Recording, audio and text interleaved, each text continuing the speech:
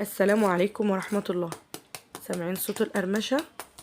بجد يا جماعة لازم تجربوا الطريقة دي، التتبيلة المميزة اللي معتمداها على طول واتحدى بيها اي حد.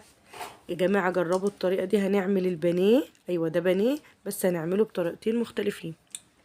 هنعمله طعم وشكل ولون كنتاكي زي ما انتوا شايفين، بنفس الخرفشة بتاعة كنتاكي بالظبط بتاعة حتة البانيه. وكمان هنعمل الطريقة التانية بالفيجيتار اللي احنا بنعمله كالعادة. بس اهم حاجة التتبيلة يا جماعة المميزة اللي انت هتعتمدها ان شاء الله على طول.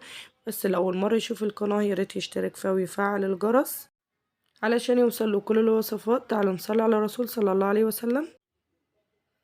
اول حاجة بقى طبعا معايا هجيب بصلايه كده كبيره وهبشرها بالمبشره. تمام، انا كنت عامله معاكم الطريقه دي قبل كده، عاملاها بالتتبيله السايله. لو موجوده عندكم ان شاء الله على القناه برضو جميله جدا جدا. الطريقتين بصراحه اجمل من بعض. تمام، واتفرجوا عليه ان شاء الله، الفيديو كمان هيعجبكم.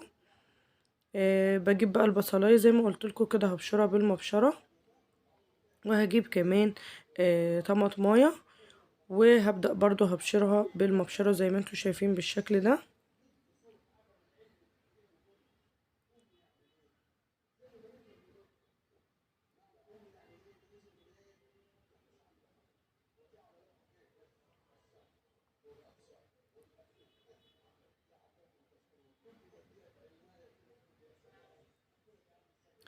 تمام، حطيت بقى عليهم ايه، حطيت عليهم كده إيه حوالي معلقة صغيرة مليانة كده من الثوم المفروم. انا طبعا كان عندي مفرز. تمام، إيه حطيت كده حوالي مكعب يعني. وبعدين حطيت الملح بتاعي، حطيت كزبرة ناشفة، حطيت السبع بهارات، حطيت كمان بهارات فراخ، حطيت معلقة صغيرة من الفلفل الاسمر، والتوابل بتاعتي من كل حاجة كده معلقة صغيرة. تمام،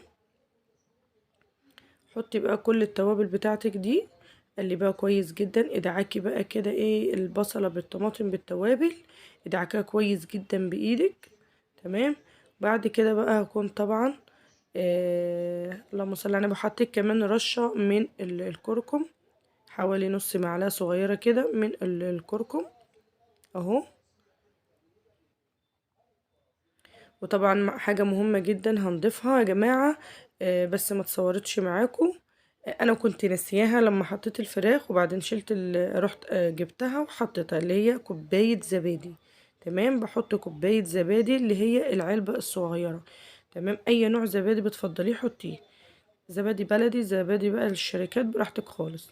بس ما تنساش دي اهم حاجة يا جماعة، اهم خطوة. وحطي كوباية زبادي على البانيه، انا كنت نسيها بس بعد ما لما افتكرتها جبتها وحطيتها. تمام، انا بحب اتبل البانيه بتاعي من بالليل. عايزه اقول لكم طعمه بيبقى فظيع جدا يا جماعه. لو مستعجله عليه ممكن تعمليه قبلها مثلا ب6 ساعات علشان بس يتبل معاك. وحطيت كمان معلقه خل.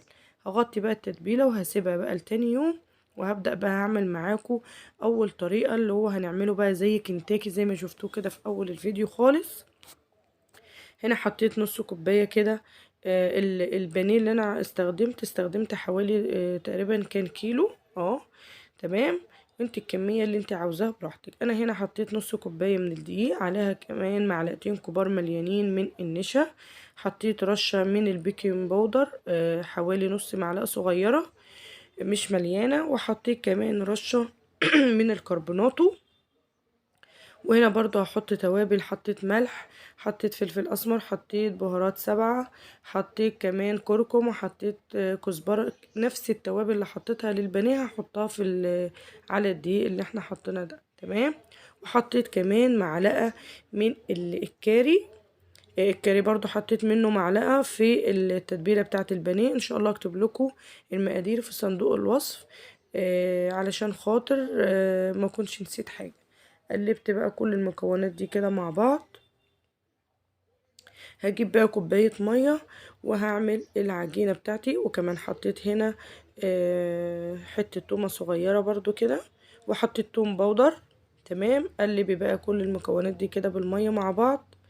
تمام، حطيت كمان بضاية واحدة بس علشان تديني هشاشة لحتة البانيه بتاعتي. ركزوا بقى في الخطوات دي يا جماعة، هتاكلوا احلى بانيه. عارفين يعني ايه احلى بانيه؟ قلبت كده. احنا عاوزين سمك خفيف يا جماعة، مش تقيل زي ما عملت معاكم قبل كده العجينة بتاعة القرنبيط، فاكرينه؟ وبتاعة السمك. عايزة اقول لكم بجد يا جماعة الطريقة دي فظيعة جدا. جبت طبق تاني، حطيت برضو فيه شوية دقيق، وحطيت عليهم برضو معلقتين كده من النشا، وبدأت حطيت بقى عليهم شوية ملح صغيرين، مش هحط اكتر من كده في الطبق ده. هجيب بقى البانيه بتاعي، تمام، وهبدأ انزل بيه في الخلطة السايلة زي ما انتوا شايفين بالشكل ده، وتبدأي تصفي الزيادة اللي فيها. وهنا بقى حطيته في الدقيق التاني، وبايدي التانية بقى علشان خاطر ما تلمش معايا الدقيق كله على ايدي اهو، وتقلبيه بالراحة خالص. يعني ما تروحيش ولا تيجي وتقعدي تضغطي عليه خالص، لا. حطيت هنا بقى نص معلقة صغيرة جدا من النشا يا جماعة. انتوا عارفين ان البانيه بيطرى زيه زي القرنبيط، زيه زي السمك الفيليه. تمام. تمام. هنا بقى خدت حتة البانيه بالشكل اللي انتوا شايفينها دي، وبدأت ان انا نفضتها كويس جدا كده، هزيتها زي ما كأنك هتعملي فراخ كنتاكي بالظبط. وزيت غزير يا جماعة، اهم حاجة زيت غزير ويكون يعني سخن جدا، وتروحي نازلة على طول بحتة البانيه بتاعتك. تمام بالشكل ده. بعمل معاكم حتة تاني. بصوا انا بقلبها شمال بس ويمين كده، ما بضغطش عليها نهائي. وبعد كده بمسكها من الطرف، وابدا ان انا انفضها كده من الدقيق بتاعها. تمام بالشكل ده. شايفين بقى شكل البانيه؟ عايزه اقول لكم بجد يا جماعه كان فيه قرمشه فظيعه، اظن كان واضح في اول الفيديو. تمام. واخد لون جميل جدا بجد، الكاميرا كانت ظالمه، اللون كان بصراحه فظيع فظيع يا جماعه. تمام. عايزه اقول لكم انا بقيت استخدم معلقه النشا يا جماعه، شايفين؟ ما شاء الله. يعني بصوا مش هتقولوا ابدا ده بانيه ابدا. بصوا انا عملت طبعا الطريقتين، واللي حابه تعمله تجرب الطريقه دي جربي. انا جربته كده بصراحه، قلت انا عايزه اجربه بالطريقه دي بالتتبيله السايله زي كأننا بنعمل فراخ كنتاكي عادي. فجربته بصراحه كان جامد جدا. هنا بقى هنعمل الطريقه التانية. انا اخدت من الخلطه السايله اللي احنا عملنا فيها البانيه، خدت كده حوالي معلقتين كبار ل3 معالق على بقيه البانيه بتاعي، وبدأت حطيتهم كده عليه وقلبتهم كويس جدا علشان خاطر تعمل لي كده زي كفر. وجبت بقى طبق تاني، ده مش دقيق يا جماعة، ده بقى فيجيتار.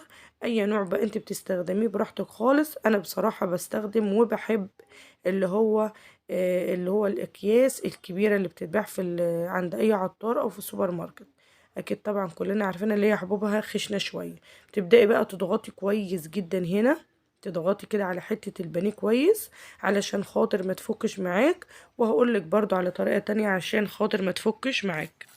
شايفين بقى هنا كان شكل البانيه اللي احنا عملناه بالطريقة السايلة ده، شكله يا جماعة فظيع جدا وفيه قرمشة جامدة جدا. اما الطريقة التانية طبعا بعد ما تبقى حطيته في الفيجيتار، سيبته حوالي نص ساعة في التلاجة علشان خاطر الكفر يتماسك معايا. وبعدين طلعته حطيت برضو في زيت غزير وسخن جدا. وبعدين اول ما بتحطيه في الزيت اوعي تقلبيه، اول ما تلاقي الحروف بتاعته اتحمرت اتحمرت، بتبداي ان انت تقلبيه. اوعي تقلبيه اول ما بتحطيه في الزيت، هيفك معاك على طول. تمام. وزي ما شفتوا شكله كان عامل ازاي فظيع جدا يا جماعه. والكفر بصوا مسك عليه جدا والحته متماسكه جدا. طبعا انا عملته جنب سلطه بلدي، وعملت كمان مكرونه بصلصه كده. عايزه اقول لكم بجد اكله جامده جدا جدا. البانيه بقى اللي كان فظيع وريحته جايبه من اخر الدنيا. جربوا الطريقه واكتبوا لي في التعليقات، وما تنسوش تعملوا لايك للفيديو.